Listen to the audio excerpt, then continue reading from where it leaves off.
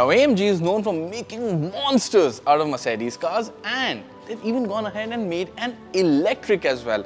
But today we have with us a plug-in hybrid, the Mercedes-AMG GT63 SE Performance. Now while that might be a mouthful, I can assure you that getting behind the wheel of this car and driving this will be a handful as well. Hi, my name is Dhruv Paliwal and you're watching autoX.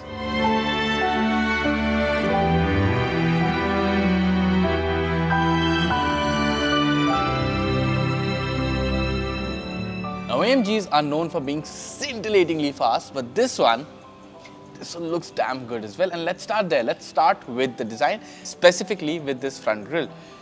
It's got the traditional AMG look to it, to be honest, because AMG uses this a lot where they've got horizontal slats and vertical chrome slats placed over them. It gives the car a huge appearance at the front. It just makes it look so much bigger, so much meaner, so much faster. I think it really works. And well, you know what? If it's not broken, why fix it? Overall, the AMG GT63 SE Performance, just checking if I remember the name or not, it's got a coupe body style and you've got 4 doors, it's got 4 seats, so you can take your entire family along. And when you do bring it home, seeing how this looks, your family will definitely want to hop in and go for a drive. Now, as you move towards the side of the car, you'll find 21-inch wheels and they look really good. In fact, this new alloy wheel design is quite unique. I have never seen it on a car before. While you have these regular spokes over here, this is a 1, 2, 3, 4, 5 spoke setup, multi-spoke setup. You've also got these circular rings running around the wheels. Now, if they're for aero purposes or not, that we do not know, but they definitely look very cool. Then you have your V8 bi-turbo badging on the side. No fake vents here, a bit of exposed carbon fiber over here, and as you come towards the back, the roofline slowly slopes back, merges into the windscreen at the back and just flows down till the bumper.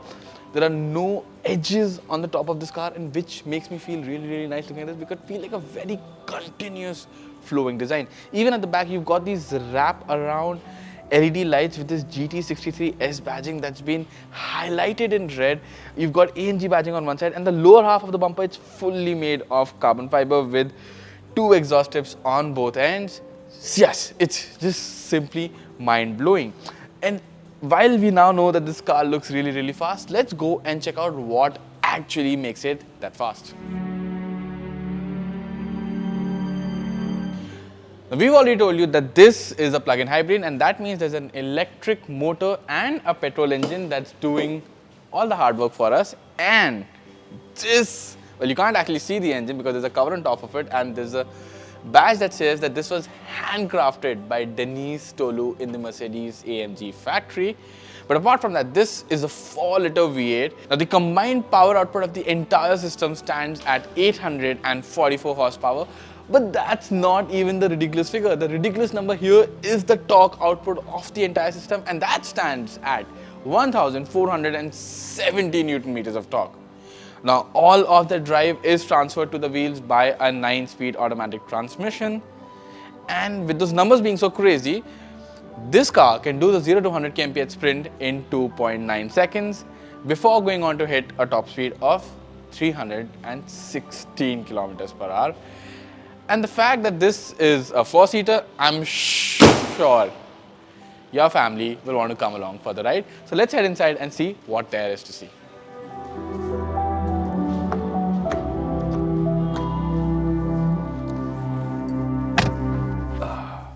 Now obviously this is a special place to be. I'm going to start by talking about where I'm sitting. I'm actually sitting down quite low. My face starts where the bonnet line starts, so you can understand how low this car is. The seats, they're properly sculpted, these bucket seats with this leather on top of them, which makes them quite comfortable but supportive at the same time, especially this aggressive bolstering on the sides. I think when you're pulling a lot of G-forces through the corners, these will help keep you tucked in. But I have one small problem, and I'm guessing that's a problem with all sports cars and all cars that have seats like this, which are very committed to making you go fast, is that am comfortable in these seats, but I am at the edge of my comfort limit. I mean, I go any further, and if I was any bigger, it would start to feel uncomfortable, and that's a problem I can see brewing here. If you have a larger frame, probably sit in the seats before you decide if you want to get this car or not. Apart from that, the interior feels really special. It's been all done in shades of black and grey. You can see there's a lot of soft touch materials everywhere. There's this twin screen layout over here which we'll switch on in just one moment. You've got this nice soft touch material on the dash. We don't know if this is real carbon fiber or fake carbon fiber, but this nicely dull carbon fiber finish really gives a good contrast to the entire dashboard. And then the entire control system is actually not over here, but it's been placed in the center console where you have all your mechanisms for your air conditioning and everything. And then you've got this entire pocket over here with cup holders. You've got USB-C sockets inside. You've got a 12-volt socket over here. Then you've got controls over here to touch the regular stuff of the car, to control the touch screen in front of you. This pad again helps you do the same thing. But my favorite feature over here are these. Now you see these recesses, they've got screens inside them and they are switched off when the car is not working. So it makes you feel like Mercedes placed some dummy switches. But that's not the case. Once you switch the car on, they actually help you set up the car. So you can set up the engine response, the suspension response, traction control, all of that gets controlled from over here. Yeah, it looks really nice when it's working, and I'm guessing at night when you're driving this car, it's gonna look really nice, really special. There's also a lot of ambient light that's flowing everywhere. I can in fact see it inside these vents, and that's because the vent adjuster over here, it's got ambient lighting behind it, so it gives the entire vents this really nice and classy look. Looks too good. When it comes to the steering, this is the steering that we've seen on other Mercedes cars, especially the EQS 53AMG also, that gets a similar steering which we've been driving recently. The controls on the doors, again, they're very similar to other Merc cars. I mean, that's what companies do. They pick parts from here and there and obviously give it to you, repackage them. But all of it looks really nice over here. All of this looks really well put together over here, and that's the best thing. Now, obviously, this is not just a two-seater. This is a fast sports car, but it is a four-seater. So, you know what? Let's go step in the back, see what that's like. Also, one more thing I forgot to tell you, and that is when you're trying to close these doors, if you just give them a small push, there's actually an electric motor inside the door that does the rest of the job. You won't really feel it, and it's not very Rolls-Royce like, but it's what Mercedes says there is, and the doors do close very easily. So you know what? Another thumbs up. Alright, we're in the back seat now. And generally, in the back seat of such fast cars, there's not usually a lot of space.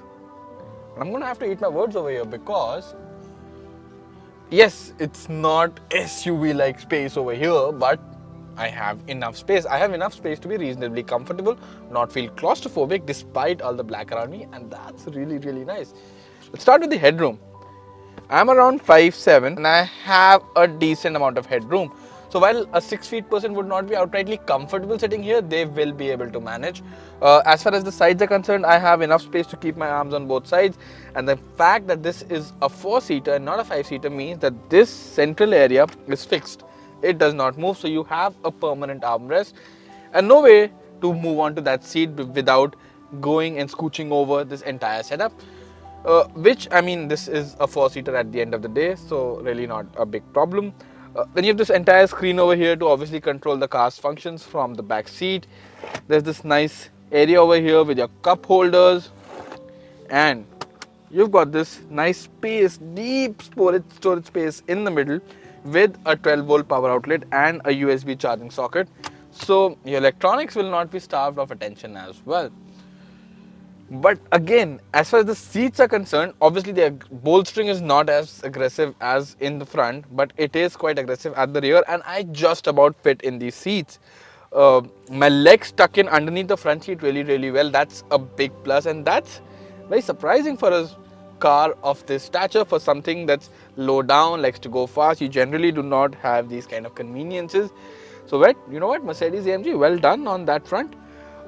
One thing I really love over here are these yellow seat belts. I did not show them to you in the front, but in the rear, because they are resting right over the seat, they just add to that contrast and give it like a really nice, like you want to keep looking at this. Looks really good in my opinion.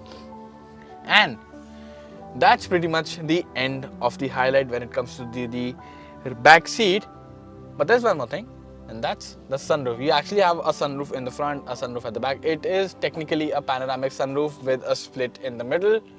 So it does wonders for helping you feel less claustrophobic in the back, which you do not feel in the first place, but it just adds to that sense of airiness inside the cabin. And the fact that this car can go really fast, you want as much light that can come in here to just keep people comfortable. And with that done, let's head to the rear.